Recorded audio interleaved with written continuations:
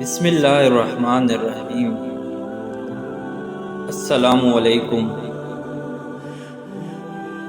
پیارے دوستو، ایک دفعہ امام ابو حنیفہ رحمۃ اللہ علیہ ایک روز مسجد کے اندر تشریف فرما تھے۔ اتنے میں خوارج کا گروہ تلواریں لہراتا ہوا مسجد میں داخل ہوا اور امام صاحب کو گھیر لیا۔ خوارجیوں نے کہا، ابو حنیفہ، ہم آپ سے 2 سوال کریں گے، اگر آپ نے جواب دے دیا تو ٹھیک، ورنہ ہم آپ کو قتل کر دیں گے۔ امام ابو حنیفہ رحمۃ اللہ علیہ نے کہا، چلو پوچھو۔ خوارجیوں نے کہا، دروازے پر 2 جنازے رکھے ہیں، ایک جنازہ اس شخص کا ہے جو شراب پی کر مر گیا، اور دوسرا جنازہ اس عورت کا ہے جو زنا کرتی تھی اور توبہ کیے بغیر مر گئی، کیا یہ دونوں مومن ہیں یا کافر؟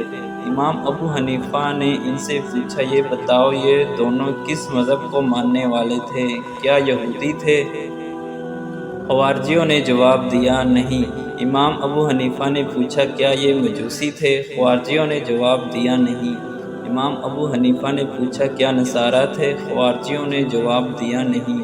امام ابو حنیفہ آخر کس مذہب کو ماننے والے تھے؟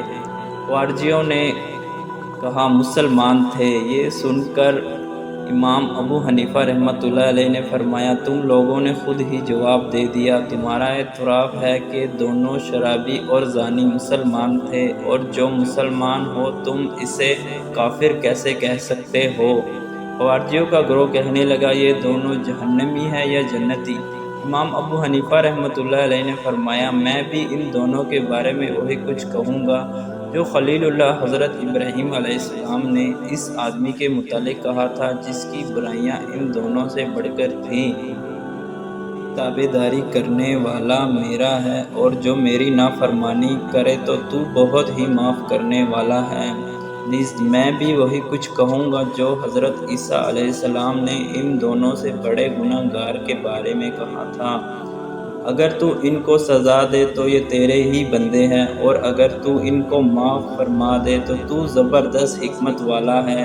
یہ سننے کے بعد خوارجیوں کی تلواریں واپس نیام میں چلی گئیں، اور وہ امام ابو حنیفہ کو کوئی نقصان پہنچائے بغیر واپس چلے گئے۔ مزید ایسے ہی ویڈیو دیکھنے کے لیے چینل کو ضرور سبسکرائب کریں۔